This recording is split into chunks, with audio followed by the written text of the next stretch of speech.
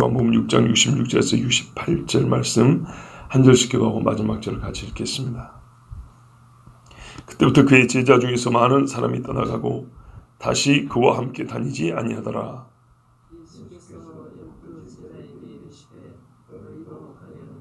시몬 베드로가 대답하되 주여 영생의 말씀이 주께 있사오니 우리가 누구에게로 가오리까? 아멘. 우리가 예수님의 말씀을 듣고 싫어하는 마음이 생겨버리면 시험이 듭니다. 다른 것 때문에 시험이 드는 것보다는 예수님의 말씀이 우리의 마음에 부딪힘이 되거나 또는 내가 원하는 바에 맞지 않냐면 시험이 들어 뒤를 돌아보게 됩니다. 뒤를 돌아보면 로세차처럼 소금기둥이 되고, 뒤를 돌아보면 예수님을 떠나 십자가에서 예수님을 조롱했던 사람들처럼 그렇게 됩니다. 그래서 변절, 배교는 처음 조심해야 됩니다. 마음에 틈이 생기기 시작하는 그때 딱 이거를 막고 붙잡고 있어야지. 그렇지 않으면 부채꼴처럼 이렇게 벌어지면 도대체 막을 수가 없습니다. 용수철이 끼는 것 같아서 아무리 이걸 붙이라 해도 잘 되지 않습니다.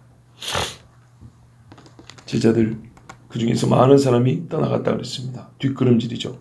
우리는 뒤로 물러가 침례를 빠질 장 아니라 그러는데 신앙생활 하다 보면 롤러코스터처럼 올라갔다 내려갔다 그 정도가 아니라 완전히 뒤로 물러가서 앞으로 다가오지 못하는 사람들도 있습니다.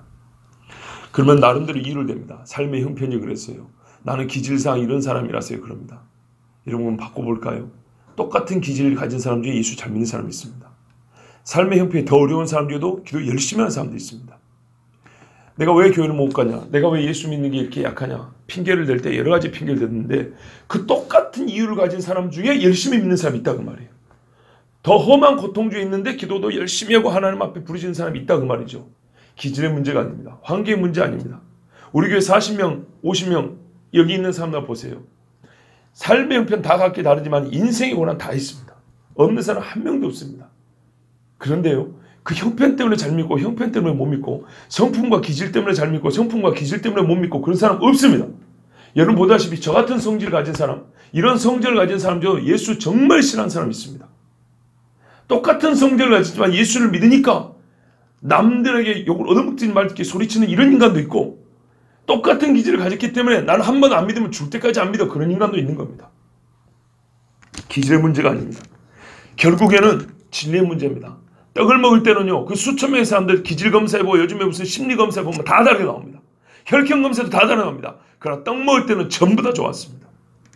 그러나 예수님이 내가 영생의 생명을 주는 하늘에서 내려온 떡이다 할 때는 대부분이 돌아가 버렸습니다. 그 사람들 기질, 환경, 형편, 문벌, 족보 따져보면 다양합니다. 그것 때문에 예수를 믿고 그것 때문에 예수를 안 믿는 게 아닙니다. 결국에는 이게 문제입니다. 뒷걸음질을 치는 계기는 뭡니까? 그때부터 그랬습니다. 그때부터. 예수님 지금까지 하신 말씀이 얼마나 많고 예수님이 주신 선물이 얼마나 많습니까? 근데 그때부터 결정적으로 딱 은혜의 대문을 여는 그 순간, 문고리 잡는 순간, 이거 잡을 거냐 말 거냐. 연애할 때까지 좋은 것도 있고 싫은 것도 있었지만 여기까지 잘 왔는데 마지막 이 식장 들어갈 거냐 말 거냐. 내일 결혼식 할 거냐 말 거냐. 여기에 돌아서는 사람도 있습니다. 예수님과 관계에서도 정말 이 문 딱 열면 되는데 여기서 들어갈 거냐 말 거냐. 예수님이 자기가 생명의 떡이라고 할 그때에 떠나버렸습니다. 매튜 헨리 목사님이 이렇게 말했습니다. 타락한 인간은 종종 가장 큰 은총의 기회를 범죄의 기회로 삼는다 그랬습니다.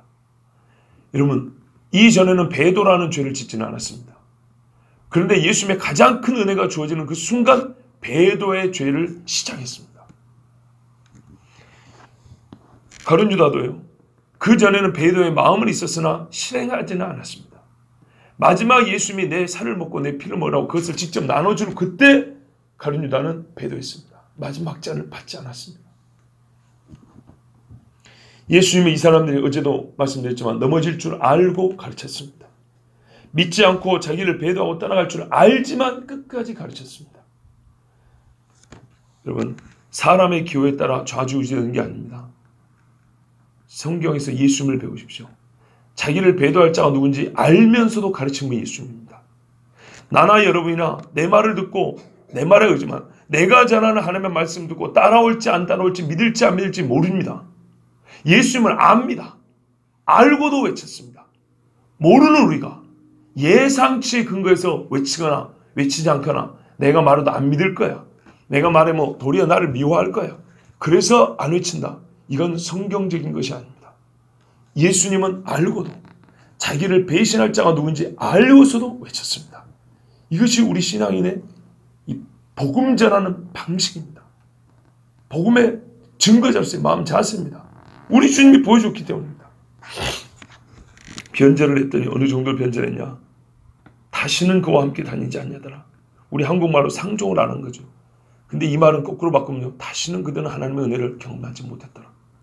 다시는 예수님이 아직 십자가에 못 박힐 때까지 시간이 많이 있었으나 그들이 주님을 찾지 않은 말은 바꿔 말하면 주의 은혜를 곁에 두고도 받지 못한 자가 되었더라. 세상에 이렇게 불쌍한 사람이 있습니까?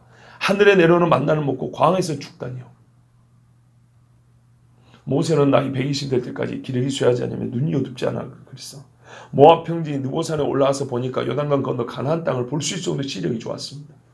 하나님이 보호하시면 그렇게 됩니다. 갈렙도 보세요. 아론도 123세까지 제사장을 했는데 마지막 어디서 죽죠? 산꼭대기에서 죽습니다. 어버갔습니까? 자기 발로 걸어갔습니다. 아론이나 모세나 갈렙이나 여호수아나 장수했을 뿐만 아니라 하나님께서 지켜주셨습니다. 제가 그래서 이 말씀에 근거해서 하나님 나도 건강한 몸으로 끝까지 하나님 복음 전하고 싶습니다. 저기 영등평 교회인가 어디 가면 방진일 목사님 있어요. 110살인가 하여튼 100살 넘때까지 사역을 해줬고요. 그 연세까지 제가 알기로 일주일에 한 번씩 성도들 성경 공부를 가르쳤어요. 우리가 하나님 앞에 거룩한 소망을 가지고 살고 주여 그래서 저에게 건강도 주십시오. 그럼 우리 하나님 줍니다. 내 부모를 공개하면 따라서 장수한다 그랬습니다.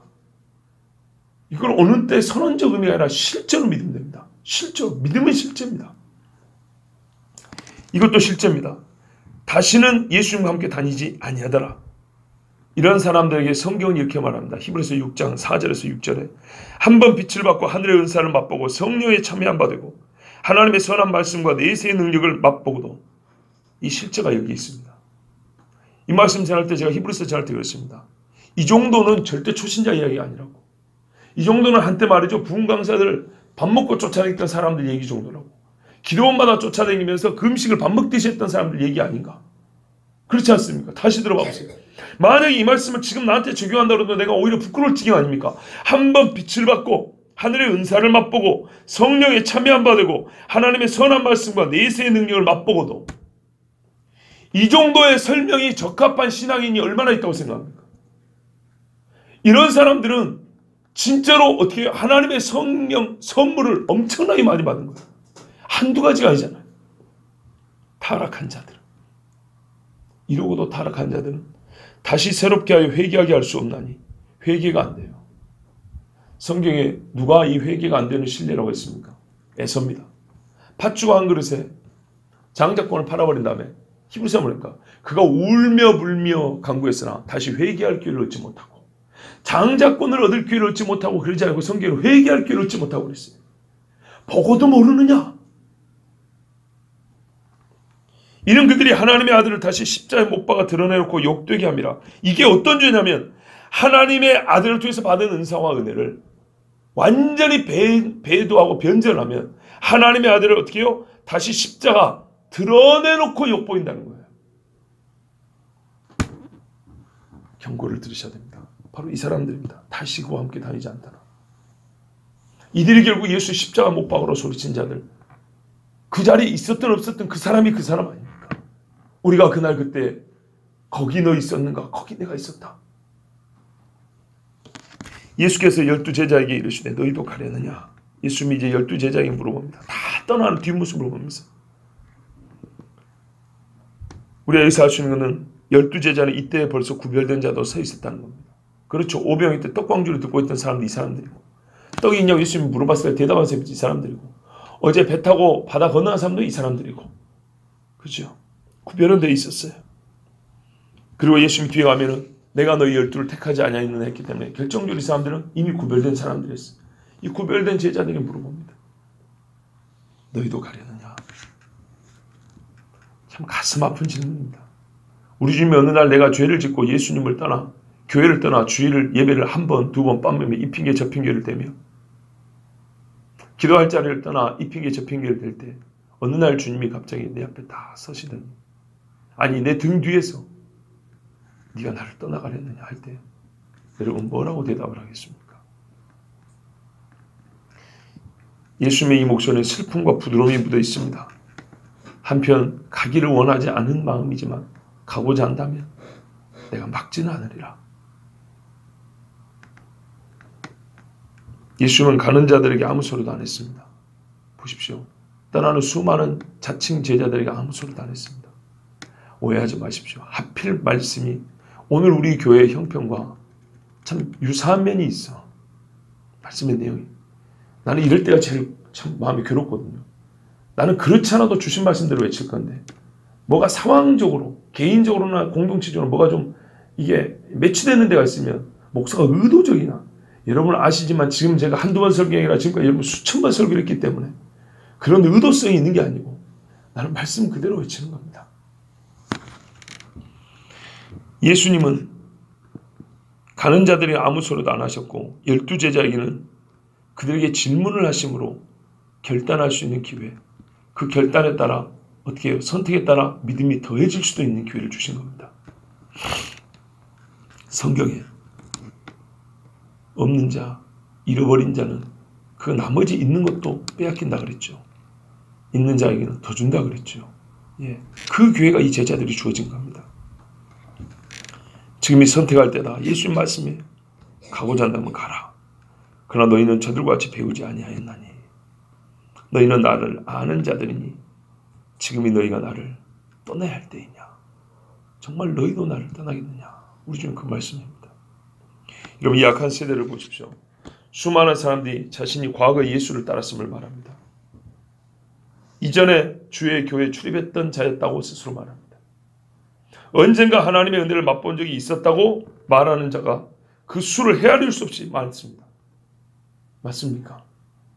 한 번쯤 지금 교회 다니십니까? 이렇게 안 물어보고 교회 다닌 적 있죠? 라고 물어보면 아마 10명 중에 7, 8명은 나 한 번 교회 한 번쯤 어느 때인가는 내가 교회 가봤고 또 세례도 받아봤고 내가 옛날에 교회에서 무슨 일도 했었고 무슨 수련회도 갔었고 이런 이야기 아마 다 할 겁니다. 내가 뭐 무슨 회장도 했었고 무슨 임원도 했었고. 그렇다면 실제 우리나라에서는요 하늘의 신령한 은혜를 맛볼 기회가 없었던 자는 사실 거의 없다는 뜻입니다. 그런데요 주님 앞에 붙어있고 주의 말씀을 삶의 법도로 삶아 사는 사람 몇 명이나 됩니까?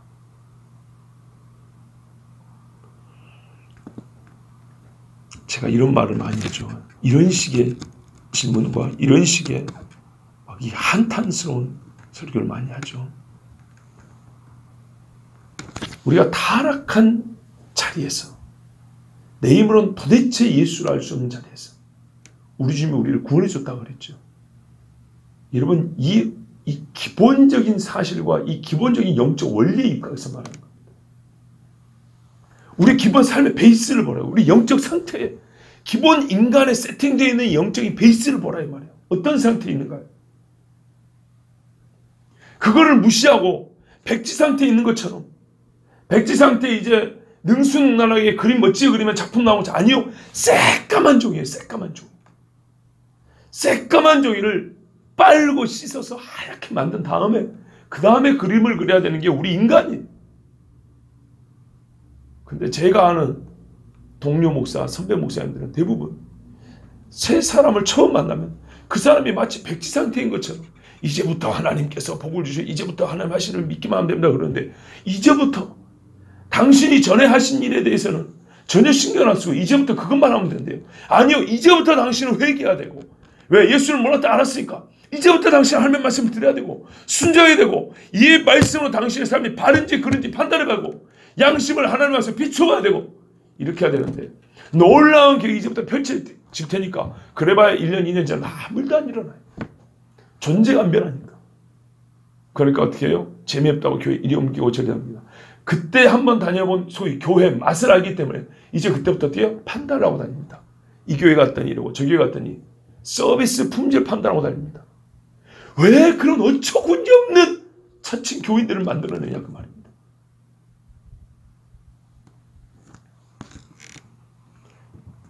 실제입니다.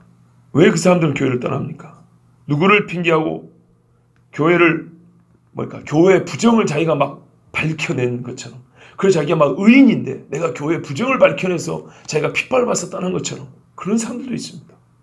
정말 그런다면 그 사람의 삶을 보세요. 뒷공문이 한 두세 그릇만 따라보세요. 얼마나 깨끗한지. 더럽게 그지없습니다. 교회에서 얻은 상처와 실망을 말하지만 양심적으로 말하면 바로 이 지점에서 돌아선 겁니다. 정말 예수를 믿는가 믿지 않는가의 결정적 이 판단의 시금석 앞에서 부끄러워 돌아서거나 하나님 앞에 판단을 받아 돌아선 겁니다. 더 이상 교회가 그들의 육체의 즐거움에 도움이 되지 않고 방해가 될 때, 육신적 안목으로 그곳에서 더 이상 자기를 보호하고 자아를 지탱하기 어려울 때, 한마디로 내 죄가 주의 의와 충돌하여 더 이상 견디지 못할 때 다윗처럼 꼬꾸라졌으면 좋았을 거를. 사울처럼 돌아섰습니다. 아까도 말씀드렸지만 오해하지 마세요. 저 신앙생활 못하면 40년이요. 내가 의식을 가지고 정말 똑바른 신앙생활 30년 넘었습니다. 30년 신앙생활의 관찰의 결과입니다. 솔로몬도 천부적인 지혜, 즉 하나님께서 주신 지혜를 갖고 있었지만 솔로몬이 잠언에 뭐랍니까? 내가 창을 열고 내다보고 살펴보니, 삶을 통해서 살펴보고 얻은 지혜가 있다고 그랬습니다. 참 미련한 애가 있는데 푸죽간에 끌려가는 소와 같은 놈들이 있더라. 밤에 깊은 밤중에 골목으로 들어간 놈들인데, 이거는 책상머리에 앉아서 하나님 주신 천부적인 지혜로 얻는 게 아니라 그 천부적인 지혜를 활용하여 세상을 관찰하여 얻은 겁니다. 신앙생활 30년 했으면 적지 않겠죠. 그러죠. 그걸 살펴보니 이렇습니다. 중고등학교 다닐 때도 금식을 참 많이 했습니다. 토요일마다 담력으로 10리길을 걸어다니면서 왕복 20리길 찬양하며 기도하며 12시까지 전도하고 밤에 교회 기도하고 새벽에 교회 긴 방장이 있죠. 옛날에 장의자 방장. 그걸 목이 물려와서 밖에 깔고 자면서 새벽 기도하고. 정말 어떤 의미에서 저는 중학교 때 기도 다 한 겁니다. 그때 기도 습관. 그때부터 봐왔지만 그때 함께 기도하고 경찰서도 함께 갔고 고등학교 때 교파를 불문하고 없는 돈 내서 우리끼리 수련하고 찬양 집회하고 정말 이 여수 시 하나를 그냥 찬양으로 들썩들썩했던 그 친구들, 그 동료들 손에 꼽아요. 우리는 수능 앞두면 100일 전에 떠나먹기 바쁘죠. 제가 수능 100일 앞둘 때는요, 우리 동기들 고등부 친구들 그때 고등학교 3학년 때 하더라도 불러 모았어요. 교회 뒷뜰에 교회가 커서 뒷뜰에 놀이터가 있었어요. 모래마당, 모래사장을 전부 다 무릎 꿇어 기도하자고 했어요. 수능 100일 하나님 앞에 우리가 기도해야지. 우리를 여기까지 기르신 부모님 앞에 감사하고 기도해야지. 부르짖어 울면서 막 그렇게 기도했던 애들이에요. 여러분 고3짜리 그런 철든 애들이 어디 있습니까? 그런 애들 중에 지금 신앙생활 하는 애들이 몇 명 될 것 같습니까?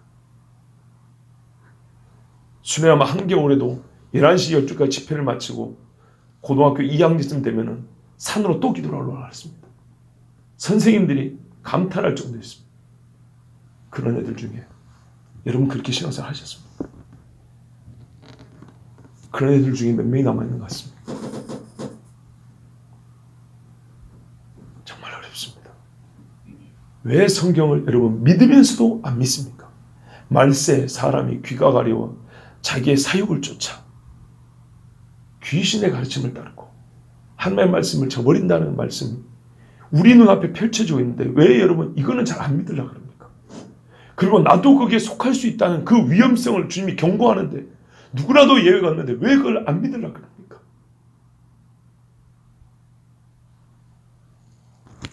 시몬 베드로가 대답합니다. 주의 영생의 말씀이 주께 있사오니 우리가 누구에게로 가오리까? 지금 이 순간이야말로 일생에 있어서 가장 단호한 결의와 신앙 고백이 표현되어야 될 때입니다. 예수님이 딱 물어보잖아요. 딱 잘라 물어보잖아요. 갈 거냐 말 거냐 물어보잖아요.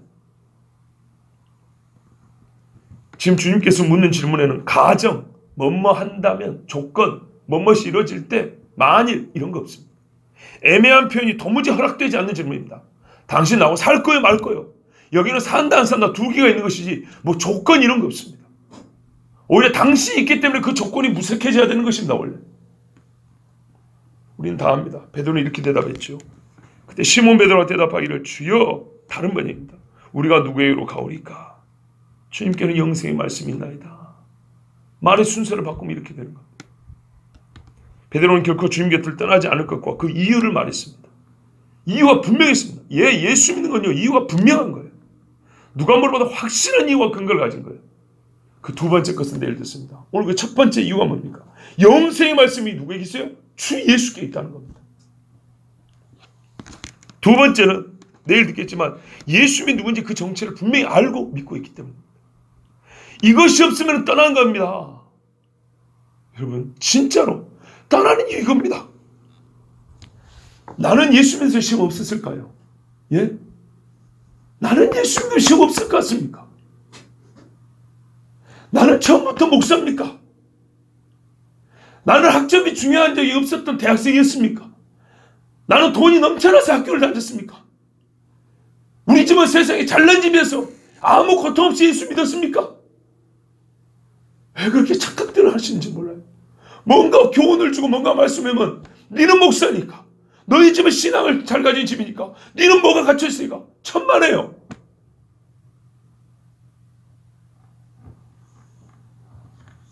자기 인생만 다 괴로운 줄 알죠. 자기만 다 고난 겪는 줄 알죠. 아니에요. 여러분 가끔 이런 분들 있어요. 젊어서 그렇다고.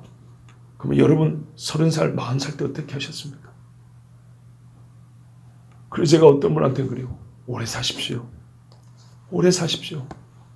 제가 20년 있다가도 이와 똑같은 모습 보여드릴 테니까 오래 사시라고. 그때는 네가 젊어서 그런다 소리 하지 마십시오. 아까 말했던 방지일 목사님 90이 되고 100세가 되나 40대나 50대나 똑같습니다.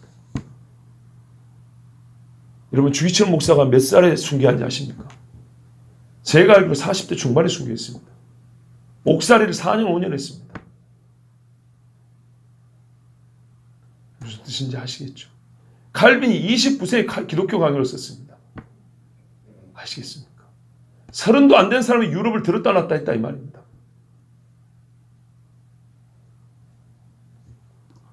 여러분 저기 뒤에 우리 꼬마아이가 있습니다. 우리가 살면서 어른들은 여러 가지 고난을 겪습니다. 그런데 우리가 냉장고도 용량이 있죠. 그렇죠? 똑같은 사건을 겪어도 어른들은 여러 가지 일을 겪고 나면 어떻게 해요? 내성도 생기고 감당할 만한 내적 능력이 있죠. 똑같은 일인데요. 예를 들어볼게요. 똑같은 일인데 조그만 5살짜리 아이의 아빠가 30대 중반에 죽었어요. 30대 중반에 죽었어요. 그 아이에게 있어서 그 아빠의 죽음은 어느 정도 충격일까요? 이건 감당이 안 됩니다. 그런데 그 아빠를 자식으로 둔 부모는 자식이 10명인데 옛날에 못 먹고 살던 시절이라 자식이 벌써 5이 죽어버렸어요. 이게 벌이 6번째 죽는 거예요. 그 엄마는 눈물이 날까요? 안 날까요? 나기도 하겠지만 이제 눈물도 말라버리겠죠. 한편은 무덤도 나겠죠. 그러겠죠. 자, 30대 중반의 아들을 6번째 자식을 잃은 70대 할머니가 있어요. 이 할머니하고 5살 먹은 딸하고 어떻게 해요? 이 할머니는 어째요? 내 나이 먹어봐라. 아무것도 아니다. 그런다고 아이한테 니는 어려서 그런다고 말이 될까요? 안 되죠. 왜요? 여러분 그게 있어요. 같은 사건이지만 나이가 어리다는 것은 거기에 따른 충격이 훨씬 크다는 거예요. 무슨 말이냐? 어른들은 어른의 삶이 고난이 크다고 생각하지만 아이에게는 어른에게 10밖에 안 되는 일이 100의 고통으로 다가온다는 겁니다. 그래서 애들도 나이를 많이 먹어서가 아니라 무슨 말씀이 이해되시죠? 어른이 보기에는 사소하게 보이는 일이 어른이 생각하는 100을 경험하는 것처럼 100의 큰 일을 경험한 것처럼 어른이 생각하는 10밖에 안 되는 사소한 일도 꼬마한테는 100, 200의 충격이 돼가지고 거의 정신병자가 돼가지고 사는 아이도 있다는 이 말입니다. 그러므로 나이 운운하는 건 죄송하지만 절대 하면 안 됩니다. 무슨 말인지 아시겠죠? 나이가 어린 만큼 감당할 능력이 안 돼요. 감당할 능력이 안 되는데 같은 일을 겪어요. 그러면 그 아이에게는 어른들보다 훨씬 더 고통이 있는 거예요. 삶에 고난이 없는 게 아니고 훨씬 더 큰 고난이 있는 거예요. 근데 내가 그것을 이제는 뭐 별 대수롭지 않게 여기는 나이가 되었다고 해서 어린아이들에게 마치 철없는 것처럼 아니요. 고통의 크기로 보면 그 아이가 훨씬 더 큰 고통을 겪고 있는 거예요. 우리가 조금 생각을 좀 열고 바꿀 필요가 있는 거예요. 이 모든 것이 무슨 말이야? 하나님 원리로 보면 다 자기 중심이라는 거예요. 지금 하나님의 말씀을 받아들이는 것과 해석하는 것과 적용하는 것과 모든 주의 말씀을 다 자기식으로 바꿔서 결국에는 자기 편한데 바꾸기 위해서 이런 이유 저런 이유를 다 된다 이 말입니다. 그렇게 말할 것 같으면 베드로가 지금 이 12제자가 다 떠나고도 남아야 돼요. 왜? 식솔들이 고향에 남아 있습니다. 배가 있습니다. 바다에 고기가 있습니다. 기술이 있습니다. 이제는 예수님의 인기도 떨어졌습니다. 얻어먹을 떡도 없습니다. 그러나 이때가 진짜로 주님이 우리에게 물어보는 때입니다. 너도 가려느냐? 우리가 가지 않을 수 있는 것은 영생의 말씀이 예수님께 있기 때문입니다. 그 전에 우리가 먼저 알아보겠습니다. 우리가 누구에게로 가오리까? 베드로 지원자 말하면서 우리라 합니다. 그렇죠? 우리라 하는 표현은 좀 주목할 필요가 있습니다. 여기 가룟유다까지 포함되어 있는데 예수님은 조금 있다 보면 유다를 배제시켰습니다. 분명합니다. 예수님도. 훗날에 믿음이 생겨서 예수님을 정말 따를 사람까지 예수 알고 있기 때문에 아무래도 안 될 사람은 예수님은 미안하지만 거짓말 안 합니다. 그래 너희 이렇게 안 합니다. 한 사람은 마귀다고 딱 잘라버립니다. 우리는 보통 우리라는 표현을 좋아합니다. 저도 그럽니다. 저희 아버지가 옛날에 청년 때부터 가르쳤습니다. 설교할 때 여러분은 여러분 소리 많이 하지 말라. 개떡 같은 것들이 지그들은 신앙생활 똑바로 하지 않지만 전도사니 목사냐고 자리에 딱 서기만 하면은 자기들은 다 된 것처럼 성도들한테만 여러분은 여러분 그러고 있다고. 우리라고 해라. 니도 포함시켜서 우리라고 해라. 그렇게 가르쳤습니다. 그래서 저도 우리라는 표현을 썼습니다. 가끔은 부르기 위해서 여러분이라고 하고 단호하고 확실한 표현을 하기 위해서 여러분을 쓸 때도 있지만 주로 우리라는 말을 쓰죠. 그리고 우리라는 말을 써야 솔직히 어감도 좀 좋습니다. 밖에 있는 사람도 끌어들일 기회를 얻으려면 우리라고 말을 해줘야 들어올 거 아닙니까? 그래서 그런지 저렇게 썼는지 모르지만 적어도 여기서 베드로의 말은요. 우리라는 말이 틀리진 않았어요. 왜? 다른 제자들이 반대 의견을 말하진 않았습니다. 그리고 여전히 예수님 옆에 그대로 붙어 있었기 때문에 어쩌면 베드로가 나름대로 의견을 종합해서 말했을지 몰라요. 우리는 어디 안 갑니다. 그러나 예수님은 너희 중에 하나는 마귀라 그랬죠. 예, 우리는 말 그대로 우리를 형상하기 위해서라도 우리란 말 쓰지만 예수님은 영생에 이른 자를 말씀할 때는 각 개인을 분리하여 한 사람 한 사람 따로 말씀했다는 것을 꼭 기억하셔야 됩니다. 지금 베드로는 예수의 다른 곳을 찾을 이유가 없다는 것을 분명히 말합니다. 지금까지 따라다닌 것이 아까워서도 아니고 지금 떠나버리면 다른 사람들한테 창피당할까 봐도 아니고 모든 근거를 종합해 내려볼 때 이보다 나은 선택이 없다는 말입니다. 왜요? 주께는 영생의 말씀이 있나이다. 이 말을 우리가 그 좀 속에 담긴 뜻을 좀 풀어서 생각해 보면 다른 어떤 이유가 주님을 떠나도록 힘을 가하고 내 감정과 의지에 영향을 주려고 해도 영향을 안 받는 건 아니지만 주려고 해도 그 정도의 영향은 아무 소용이 없습니다. 바로 주님께는 영생의 말씀이 있습니다. 그 무엇과도 바꿀 수 없고 비교할 수 없는 유익이 우리에게 있습니다. 이 땅에서 우리가 지금까지 취해본 것, 얻으려고 애쓴 것 중에 과연 무엇이 영생과 비교할 수 있겠습니까? 그리고 영생은 바로 주님의 말씀을 통해 우리가 배우고 얻나이다. 그런데 우리가 누구에게로 가오리까? 어느 누가 영생에 이르는 진리의 말씀을 줄 수 있단 말입니까? 여러분, 어부용 무식한 자들이라 말하지 마십시오. 나는 잘 모른다. 이렇게 말하지 마십시오. 베드로와 제자를 향해서도 욕하지 말고 내 스스로도 그렇게 말하지 마십시오. 세상에 이처럼 똑똑한 자가 어디 있습니까? 정말 이렇게 똑똑한 사람이 어디 있습니까? 21세기 자칭 그리스도인 교인들 하는 사람들보다 얼마나 유식한지 보세요. 그가 아는 지식이 뭐냐? 그 다음 줄에 뭐 우리가 주는 하나님의 거룩하신 자인 줄 알고 믿고 알았습니다. 얼마나 유식합니까? 이게 하늘에서 내려온 지혜입니다. 하나님 주신 지식입니다. 실로 한때 주님을 따른 듯 하였으나 주를 떠나고 교회를 저버린 자들이 사는 모습을 봐보세요. 그들은 이 세상에서 무엇을 얻었습니까? 어디서 무슨 일에서 누구를 통하여 만족을 얻는가 보십시오. 그 손이 누구하고 잡고 있는가 보세요. 어딜 가는가 보세요. 그리고 그 결말을 보십시오. 마지막 호흡에 무엇을 실어서 죽음으로 들어가는가. 그 마지막을 보십시오. 베드로의 말에는 또 다른 매우 중요한 진리가 있습니다. 그건 뭐냐면 예수님의 말씀은 영생에 관하여 매우 명백하고 분명한 메시지를 담고 있다는 겁니다. 그러니까 베드로가 예수님께 주여 영생의 말씀이 있습니다라고 고백했다는 것은 지금까지 예수님이 자기가 설교할 때 말이죠. 예수님이 사람들이 말씀할 때 영생에 이른 진리를 이 무식한 촌부 어부인 베드로도 이렇게 고백할 수 있을 정도로 명료하고 분명하고 확실하게 전했다는 얘기입니다. 당연한 이야기지만 이 사실을 우리가 또 너무 망각합니다. 왜요? 성경과 다른 예수를 그리고 있는 사람들이 많다는 걸 보면 알 수 있습니다. 사마리아 여인을 향하여 예수님이 하신 말씀을 기억하지 못하고 괜히 상처받은 자에게 가서 또닥거려주는 그런 예수를 본다니까요. 아니 네 남편을 데리고 오라 하는 분한테. 사람들은 예수님의 말씀에서 이상한 것들을 발견해냅니다. 소위 도덕적 생활을 위한 어록이나 채취하고 변질된 불교가 억울한 죽음에서 귀인을 내세워 자기 사랑에 사로잡힌 현대인을 미혹하듯. 이 말이 무슨 말이냐면요. 잘 들어보세요. 불교에서 귀인이란 말 들어보셨죠? 극락 왕생 환생할 사람 귀인, 그죠? 그 귀인은 본래 불교식으로 말해도 착하게 산 사람입니다. 그런데 요즘 불교에서는요, 물론 문화 콘텐츠를 통해서 말하는 거지만 뭘 가르치고 있냐? 요즘 불교에서는요, 억울하게 죽으면 귀인입니다. 억울하게. 이게 변질된 불교입니다. 근데 왜 그럴까요? 그렇게 따지면 이 세상에 억울하지 않은 사람 한 명도 없어요. 무슨 말인지 아시겠죠?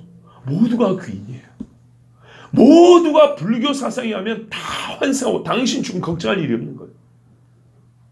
불교의 교리도 바뀌어버려요. 원래 마귀가 만든 것이지만 마귀는 더욱 갈수록 달콤한 걸로 사람들의 마음을 바꾼다고요. 원래 불교식으로 하더라도 귀인은 굉장히 어려운 거예요. 그래서 뭐 돼지로 환생하느니 뭘로 환생하느니 아니면 지옥에서 몇백 년을 몇억 년을 뭐 굵어먹니 이렇게 나오는 건데, 요즘에 대중적인 불교 사상에 홍보하는 불교 사상에는 귀인은 억울하게 죽으면 귀인이라는 그런 암시를 주고 있어요. 그럼 이 땅에 살면서 서로 악인으로서 내가 니를 한번 속이고 네가 내를 한번 속였을 때 내가 속인 걸 생각하고 내가 속임 당한 것만 생각하면 다 억울하지. 여러분 뭐 나도 억울한 게 있는데, 예? 그럼 다 불교로 갈까요? 이런 식이란 말이에요. 꼭 이 정도의 사고에서 신앙생활을 한다는 거예요. 나만 바라봐주는 주님, 조금만 억울한 일이 있는 듯해도 그것으로 인해서 구원받았다는 인상을 팔아 장사하는 교회를 홍보 모델로 내세우고, 권력을 얻고자 유지하고자 하는 자들이 대중을 기만하여 성구 몇 개 읊어대면 저 사람은 기독교인이래, 저 국회의원 기독교인이래.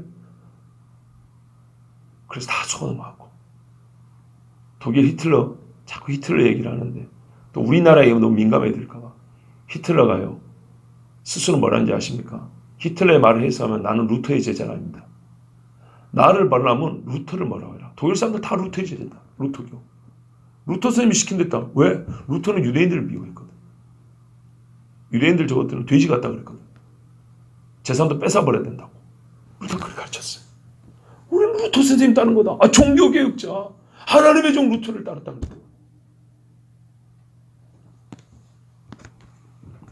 권력을 유지한 사람이 루터를 읊어대고 루터가 쓴 성경을 읊어대면서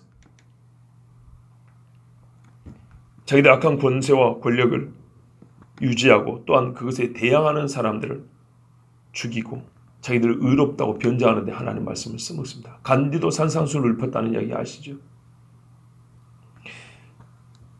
그러나 2000년 전 갈릴리 바다에서 고기 잡던 어부와 당대 죄인 세리와 또는 그 중에 민족을 살해서 칼을 품었던 열심당원들, 이 사람들은 사회적 신분과 성질과 기질과 출신은 다 달랐어도 물론 유대인이란 거 한 가지 같았고 율법의 백성인 것 같았지만 그들에서는 예수를 다르게 믿을 나름대로 인간적 이유도 있었지만 그래도 이 사람들은 똑같이, 그러니까 기질 운운하지 말라고, 출신 운운하지 말라고 말입니다. 전부 다 예수님의 말씀을 믿고 영생을 얻고자 했고 훗날 우리가 알다시피 이 중에 대부분은 순교하여 죽었습니다. 여러분, 우리는 예수님으로부터 무엇을 얻고자 합니까? 예수님의 말씀은 우리에게 무엇을 줍니까? 정말 안타까운 일은 주 예수를 믿는다고 하지만 베드로와 제자들이 지금 겪고 있는 이 의문과 혼란스러운 상황에도 미치지 못하는 그런 일로 말미암아 이 사람들이 지금 얼마나 좀 혼란스러운 거 봐보세요. 수천 명이 왔다가 수천 명이 떠나버리는 이 상황을 한번 여러분 가정을 하면서 우리에게 몇 명이 왔다 몇 명이 나도 나도 속이 상했어요. 양심적으로 말하면 한 가정이 왔다 한 가정만 나가도 내가 정말 남아있는 성도들의 얼굴을 볼 수 있을까? 내가 이 일에 책임을 져야 되는 이런 심정으로 몇 날 며칠을 정말 근심을 할 수밖에 없는데 수천 명이었다 수천 명이 썰물 빠져 쫙 빠져라 이 순간에 이 12명 남은 이 소수는 얼마나 근심스러 혼란스럽겠습니까? 우리는 그래도 미치지 못하는 일로 신앙생활 하네 교회를 다니네 많이 이러고 있다 이 말이죠. 정말 이에 미치지 못한 일로도 영생의 말씀을 두고 사망에 이르는 길 썩을 양식을 위하고 정욕을 위해 육신의 일을 도망하고 주님을 떠난 자들이 얼마나 많냐 이 말이에요. 그러니까 우리의 신앙이란 도대체가 어떻게 된 거냐 이 말이에요. 여러분 말씀을 보세요. 떠나는 자들입니다. 너희도 떠나려느냐? 안 떠납니다. 어디로 가겠습니까? 전제가 뭡니까? 한때는 주님 옆에 있었다는 얘기입니다. 처음부터 주님 곁에 온 적도 없는 자들이 아닙니다. 주가 주시는 양식을 먹은 적이 있으며 그의 기적 행하심에 잘한다고 박수를 친 적이 있으며 성도회에서 함께 앉아 교제했던 자들이고 하늘부터 내려오는 신령한 은사도 체험한 적이 있는 자들입니다. 이런 일이 있을 수 있습니까? 그런 걸 경험하고도 이런 일이 있을 수 있습니까? 그렇습니다. 그렇습니다. 다만 소수의 무리가 여전히 오직 떠날 이유가 100가지 천가지도 오직 한 가지 영생에 이르는 말씀이 있다고 해서 예수님 옆에 붙어 있는 겁니다. 모든 것을 다 버릴지라도 영생이 있기 때문에 지금도 우리는 예수님을 따릅니다. 베드로보다 약 1500년 전에 살았던 한 믿음의 사람과 그와 함께 서 있었던 하나님의 백성들도 오늘 이 비슷한 고백을 했습니다. 잘 아시는 이야기입니다. 여호수아가 이릅니다. 만일 여호와를 섬기는 것이 너에게 좋지 않게 보이거든 가나안 땅에 들어보니까 하나님 없어도 될 것 같거든. 너희 조상들이 강 저쪽에서 섬기던 신들이든지 또는 너희가 거주하는 땅에 있는 아모리 족속의 신들이든지 너희가 섬길 자를 택하라. 오늘 택하라. 오직 나와 내 집은 여호와를 섬기노라 하니. 백성이 뭐라고 대답했을까요? 나는 이 광경을 생각하면 너무 아름다. 진짜요. 우리가 사도신경으로 주기도문 할 때 말이죠. 옛날에 찬양 테이프 보면 수십 명, 수백 명의 사람이 함께 이걸 암수하는 그런 녹음이 있거든요. 얼마나 웅장하고 멋진지 몰라요. 사람 소리보다 아름다운 게 없어요. 수만 명의 사람들이 동시에 대답하는 소리 한번 생각을 해보세요. 동시에. 수천 명이 하늘에 계신 우리 아버지 할 때 그 쫙 소리가 군대가 수백 명이었고 구호를 외쳐도 멋진데 수만 명의 성도들이 함께 신앙 고백하는 것 생각을 해보세요. 얼마나 장관일까. 근데 여호수아는 그 광경을 봤어요. 거기 모인 백성이 대답하여 이르되 우리가 결단코 여호와를 버리고 다른 신들을 섬기기를 하지 아니하오리니 이는 우리 하나님 여호와께서 친히 우리와 우리 조상들을 인도하여 애굽 땅 종되었던 집에서 올라오게 하시고 우리 목전에서 그 큰 이적들을 행하시고 우리가 행한 모든 길과 우리가 지나온 모든 백성들 중에서 우리를 보호하셨음이며 여호와께서 또 모든 백성들과 이 땅에 거주하던 아모리 족속을 우리 앞에서 쫓아내셨습니다. 그러므로 이렇게 알아요.